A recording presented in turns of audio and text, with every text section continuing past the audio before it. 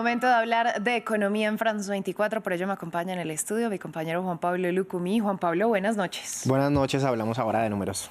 Claro que sí, vamos a empezar en China. El gigante asiático parece ser inmune a estos aranceles de Donald Trump que sí han ido golpeando a muchas otras economías. Así es, a la misma estadounidense también. China fue el principal blanco de Donald Trump cuando inició esta guerra arancelaria en abril, y recordemos que la pelea de egos entre Trump y Xi Jinping elevó pues a ambas partes a también elevar los aranceles más del 120% en su momento. Pero parece que estos aranceles, lejos de afectar a China, por el momento la benefició. En el primer trimestre de este año, la economía de este país se expandió 5,4% comparado con el mismo periodo del año pasado, y entre abril y junio la expansión del PIB, aunque se desaceleró, acumuló un sólido 5,2% anualizado.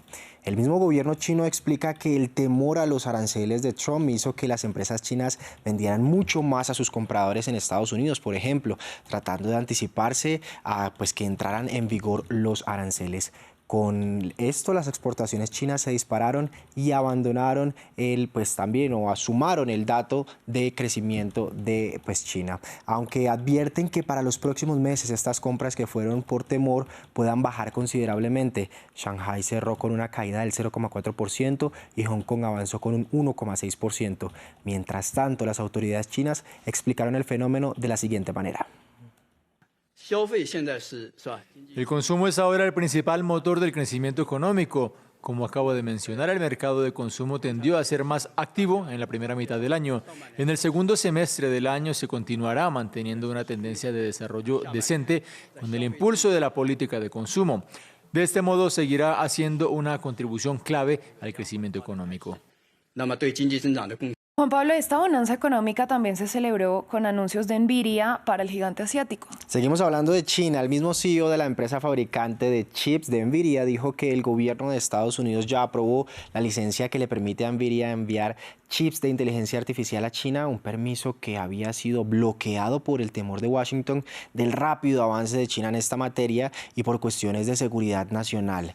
Previamente, Nvidia había criticado en repetidas ocasiones a la administración Trump por el veto que le impedía enviar chips H20 a China. La empresa dijo que esta prohibición le quitaba unos 15.000 millones de dólares en ingresos a Nvidia, y ahora Trump cedió, pero esta empresa, Nvidia, hará chips exclusivos para los chinos. Escuchemos. Estoy anunciando que el gobierno de Estados Unidos ha aprobado que presentemos licencias para comenzar a enviar H20.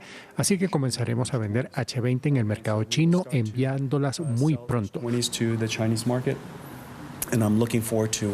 Así que estoy muy contento con eso. Son muy buenas noticias. La segunda noticia es que también estamos anunciando una nueva GPU llamada RTX Pro. Y esto es muy importante porque está diseñada para gráficos por computadora en gemelos digitales e inteligencia artificial. Juan Pablo, vamos a cambiar de tema, vamos a hablar de Francia, y es este ambicioso plan del primer ministro para recortar el presupuesto. Una noticia que no podía quedar por fuera. Para el gobierno francés ha llegado el momento de poner orden en las finanzas del país, que están fuera de control, y ahora pretende volver a controlar el déficit público francés por medio de distintas estrategias. Francia es la segunda economía de Europa después de Alemania, pero justo estos dos países fueron los que menos perdieron hoy en sus principales indicadores en la bolsa. Madrid fue el que más cayó hoy con un 1,5%, pero profundizaremos más sobre la situación de la economía de Francia en el siguiente informe. Para el primer ministro francés, la nación ya no puede sostener su deuda pública. Actualmente asciende al 114% del PIB, lo que supone un total de 3,3 mil millones de euros.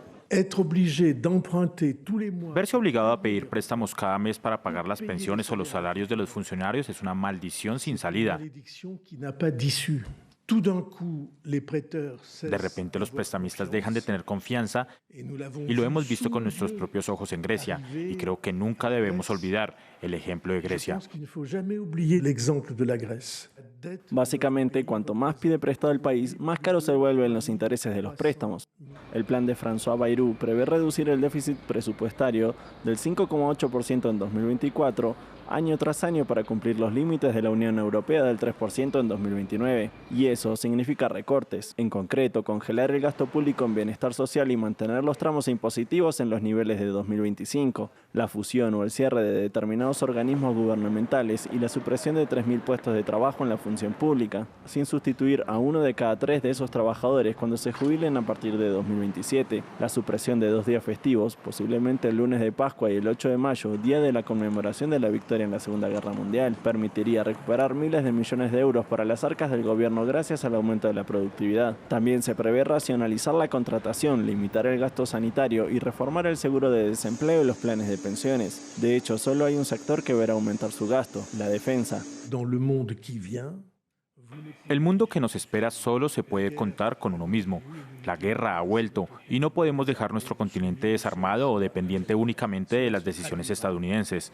Esto se traducirá en aproximadamente 3.500 millones de euros en inversiones adicionales en 2026 y otros 3.000 millones en 2027. Bayrou sin duda tiene mucho trabajo por delante para conseguir que todo esto se apruebe en el Parlamento. Tanto la oposición de izquierda como la extrema derecha ya se han declarado indignados, y si el primer ministro se enfrenta a una moción de censura como su predecesor a finales de año, dependerá de si es capaz de persuadir a los conflictivos políticos franceses para que toleren lo que se perfila como un recorte de gastos profundamente impopular. Pues vamos a ver cómo le va al gobierno francés. Juan Pablo, usted muchas gracias por toda esta ampliación económica. Después seguiremos hablando de números. A ustedes muchas gracias por su sintonía. Quédense con nosotros que hay más en France 24.